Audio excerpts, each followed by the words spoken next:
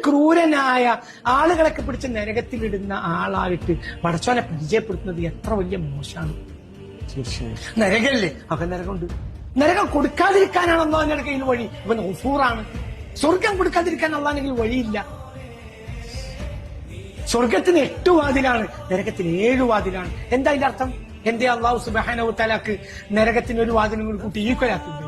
എന്തേ? നരകത്തിൽ നിങ്ങൾ വരുന്നത് എനിക്ക് ഇഷ്ടമല്ല. നരകത്തിൽ നിന്ന് പുറത്തു കിടക്കാൻ വഴിയുണ്ട്, സ്വർഗത്തിന് പുറത്തിറക്കാൻ വഴിയില്ല. സ്വർഗം അള്ളാഹുവിന്റെ റഹ്മത്താണ്. റഹ്മത്തിൽ നിന്ന് പുറത്തിറക്കാൻ വഴിയില്ല. അള്ളാഹു കരുണാവാരിത്യാണ്. എന്താ ഒരു ഹദീസ്? ഇന്നല്ലാഹ യബ്സുതു യദഹു ബില്ലൈൽ ലിയതുബ മുസിഅൻ നഹാർ. പകലിൽ കുറ്റം ചെയ്യുന്നവർക്ക് പുറത്തു കൊടുക്കാൻ വേണ്ടി രാത്രി കൈനീട്ടി നിൽക്കുന്നവനാണ്.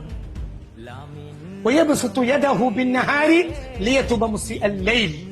രാത്രിയിൽ തെറ്റ് ചെയ്തവർക്ക് പുറത്തു കൊടുക്കാൻ വേണ്ടി പകലിൽ കൈനീട്ടി നിൽക്കുന്നവനാണ്. എത്ര കാലം?